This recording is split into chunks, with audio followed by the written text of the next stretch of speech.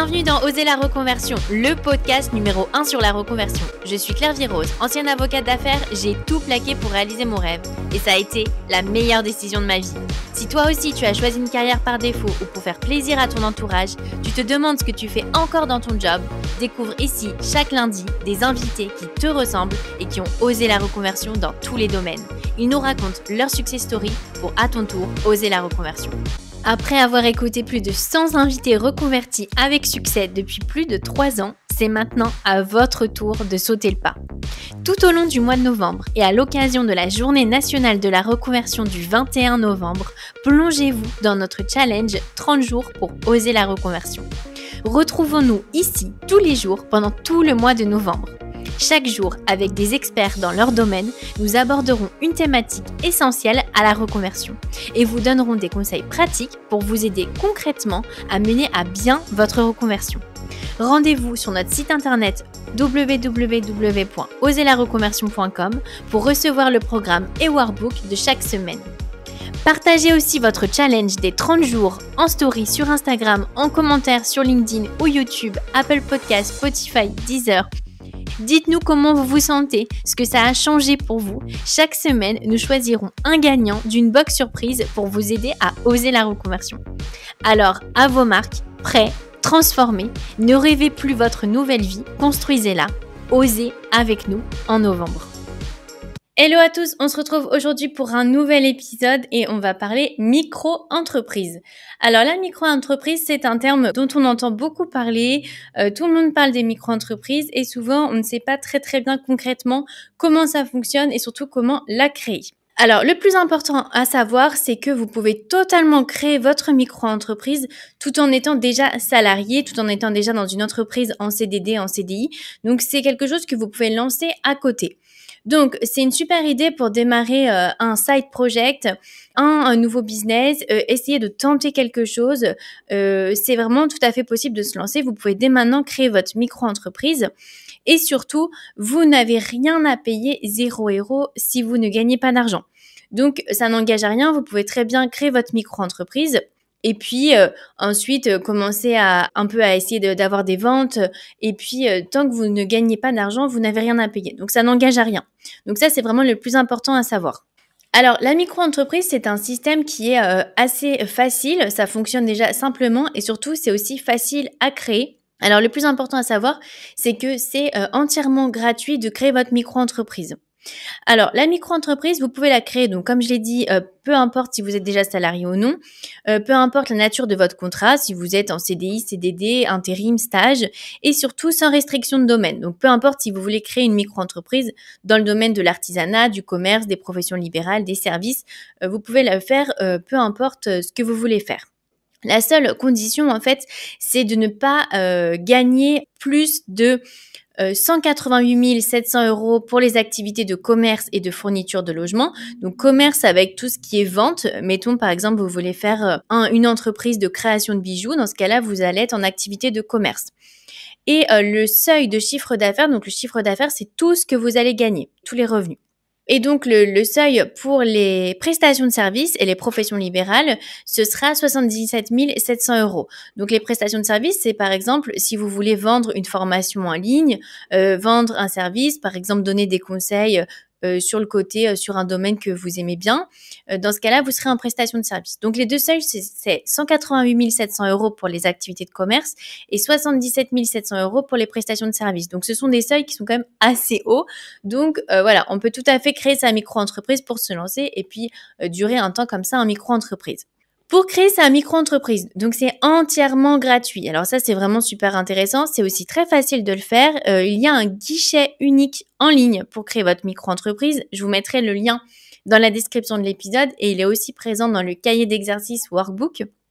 Le site internet pour créer votre micro-entreprise, c'est www.procedure.inpi.fr. Donc, sur ce site, vous aurez un guichet unique. Vous pouvez tout faire en ligne sur ce site. Et surtout, je vous conseille de le faire assez rapidement puisque ensuite, vous mettez en général à peu près 3 semaines à avoir votre numéro de SIRET. C'est assez long de le recevoir. Et le numéro de SIRET, c'est super important parce que c'est un peu votre carte d'identité dans le milieu des entrepreneurs du commerce. vous allez avoir besoin de votre numéro de SIRET pour, par exemple, facturer un client, pour faire d'autres démarches, vous allez avoir besoin de ce SIRET. Et d'ailleurs, vous n'avez pas le droit de commencer à vendre sans ce SIRET. Donc, c'est assez important de le commencer assez rapidement, ces démarches, pour avoir votre numéro de SIRET. D'ailleurs, ça me fait penser que j'ai aussi sur YouTube une formation pour créer son site pour faire sa boutique en ligne, donc pour vendre des produits en ligne. Donc, je vous mettrai aussi le lien du tuto pour faire votre site. Comme ça, vous pourrez aussi enchaîner et puis faire votre site. Donc, au niveau des modalités, donc c'est déjà gratuit de le créer et ensuite, c'est assez facile de fonctionner en micro-entreprise. Vous n'avez pas d'obligation d'avoir un comptable puisque en fait, vous allez déclarer uniquement votre chiffre d'affaires et vos charges, ce sera un pourcentage de votre activité qui est défini par la loi. Donc, vous n'avez pas à justifier de tous vos frais, vous n'avez pas forcément à tout compter, toutes vos dépenses. Donc ça, c'est assez facile puisque du coup, c'est assez facile d'utilisation. Ensuite, vous allez simplement déclarer votre chiffre d'affaires. Vous pouvez choisir une déclaration mensuelle ou trimestrielle auprès de l'URSSAF. C'est là que vous allez payer vos charges. Et donc là, vous déclarez uniquement tous vos revenus. Donc vous tenez un livret avec vos revenus et vous n'avez pas besoin de justifier vos charges. Ensuite, vous n'avez pas d'obligation d'avoir un compte bancaire professionnel si vous ne gagnez pas plus de 10 000 € pendant au moins 2 années consécutives. Donc c'est assez facile en fait. Vous avez simplement à créer un sous-compte de votre compte que vous avez actuellement pour en gros bien séparer vos revenus de votre activité de vos revenus personnels. Et vous pouvez vous lancer. Donc si vous voulez vous lancer assez rapidement, vous pouvez créer votre micro-entreprise, créer un sous-compte de votre compte, donc c'est gratuit de le faire. Et puis, vous pouvez créer votre boutique en ligne, je vous mettrai le tuto, et puis vous vous lancez. Pareil, vous n'êtes pas obligé d'être redevable de la TVA. Donc TVA, c'est tout ce qui est un peu déduction de la TVA. Donc dans tous les cas, vous allez facturer de la TVA. Mais après, vous n'êtes pas obligé d'être redevable de la TVA, donc la devoir à l'État. Donc c'est beaucoup plus simple pour vous puisque vous n'avez pas du coup de compta de TVA à tenir. Et vous n'êtes pas obligé d'être redevable de TVA si vous avez un chiffre d'affaires. Donc il y a des seuils qui sont aussi dans le cahier d'exercice. C'est entre 36 800 € et 39 100 € pour les prestations de services. Et entre 91 800 € et 101 000 € pour tout ce qui est achat-revente. Donc, par exemple, si vous avez un site, une boutique en ligne où vous vendez des bijoux ou dès que vous vendez en fait un produit physique. Donc voilà, c'est assez facile, vous n'avez pas besoin d'avoir de comptable, pas besoin de tenir un livret avec toutes vos charges, vous n'avez pas besoin d'avoir de compte bancaire professionnel en dessous de 10 000 € et vous n'êtes pas obligé d'être redevable de la TVA. Donc c'est vraiment très très facile d'utilisation. Et ensuite, comment ça se passe? Donc vous êtes imposé à l'impôt sur le revenu, vous avez juste à déclarer votre chiffre d'affaires auquel un abattement est appliqué, tout est détaillé dans le cahier d'exercice, c'est pas très compliqué. Et la seule chose à savoir, c'est que vous devez déclarer soit mensuellement, soit trimestriellement auprès de l'URSSAF votre chiffre d'affaires et c'est comme cela que seront calculées vos cotisations sociales. Donc les cotisations sociales, c'est un pourcentage de ce que vous gagnez de votre chiffre d'affaires. Donc par exemple, si vous êtes tout ce qui est service, donc par exemple vous vendez des formations en ligne, là c'est un pourcentage qui est entre 22% et 22,2%. Donc ça veut dire que dès que vous touchez 100 €, il y aura 22 € qui seront à payer à l'URSSAF. Voilà, pour avoir un petit ordre d'idée. Et après, si vous vendez plutôt des bijoux, vous avez une activité commerciale par exemple, là, ce sera environ 12% de charge. Donc, ça veut dire que tous les 100 € que vous allez gagner, vous devrez verser 12 € de charge. Bon, voilà, c'est vraiment très grosso modo, mais vraiment, c'est vraiment très, très facile d'utilisation. Ensuite, comment ça se passe? Donc, vous pouvez créer votre boutique en ligne par exemple, et si vous avez besoin de faire des factures, donc par exemple, je ne sais pas si vous faites des activités de service, de consultation, de coaching en ligne. Dans ce cas-là, vous devez envoyer une facture à vos clients. Pour faire des factures, il n'y a pas besoin d'avoir de logiciel de facturation.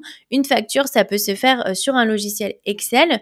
Je vous ai mis un modèle de facture d'ailleurs dans le cahier d'exercice. Comme ça, vous pouvez voir à quoi doit ressembler votre facture. Il y a toujours des informations à mettre, par exemple votre nom, votre SIRET, votre adresse, l'adresse que vous avez déclarée quand vous vous êtes inscrit en tant que micro-entrepreneur. Ensuite, vous pouvez mettre votre RIB pour qu'on puisse bien vous payer. Bref, il y a tout un tas d'informations. Je vous ai mis un modèle dans le cahier d'exercice, mais vraiment, c'est assez facile. Vraiment, il n'y a aucune excuse pour ne pas se lancer. La micro-entreprise, c'est vraiment très, très facile. Voilà, vraiment, n'hésitez pas à créer votre micro-entreprise. Comme je vous l'ai dit, vous pouvez très bien la créer. Tant que vous ne gagnez pas d'argent, vous avez vraiment 0 € à payer. La micro-entreprise et votre SIRET, ça vous permettra aussi, par exemple, d'avoir une machine pour les cartes. cartes si vous voulez par exemple faire des marchés de Noël, commencer à vendre dans des pop-up. Donc vraiment, c'est assez important de déclarer sa micro-entreprise pour ensuite avoir ce fameux numéro de SIRET. Donc n'hésitez pas. Et puis aussi, si jamais vous avez des questions un petit peu plus pratiques, n'hésitez pas en commentaire à nous poser vos questions, que vous soyez sur YouTube, Apple Podcasts, Spotify, Deezer. Et surtout, pensez bien au cahier d'exercices sur www.oserlareconversion.com car vraiment, c'est une mine d'informations. Voilà, on se retrouve demain avec Pauline Zimbert du podcast Les Tribulations d'une ERH qui nous expliquera comment négocier sa rupture conventionnelle pour que votre employeur l'accepte et surtout qu'il vous accorde un bon montant d'indemnité. À demain. Si vous avez aimé l'épisode, abonnez-vous et laissez-moi un commentaire si vous écoutez l'épisode sur YouTube. Et si vous écoutez l'épisode sur Apple Podcasts, Spotify ou Deezer, abonnez-vous et laissez une note 5 étoiles et un avis. C'est ce qui donne le plus de visibilité à ce podcast. N'hésitez pas à en parler autour de vous et à partager l'épisode sur les réseaux sociaux pour aider un plus grand nombre à oser la reconversion. Si vous souhaitez suivre les dernières actualités du podcast, rendez-vous sur notre compte Instagram @oserlareconversion et pour prolonger la discussion, rendez-vous sur notre groupe Facebook dédié aux auditeurs. Ensuite, si vous cherchez toutes les notes avec les références, allez dans le détail du podcast. Si vous souhaitez devenir annonceur, me proposer un invité ou me poser des questions, je serai ravie d'y répondre par mail à l'adresse partenariat@oserlareconversion.com.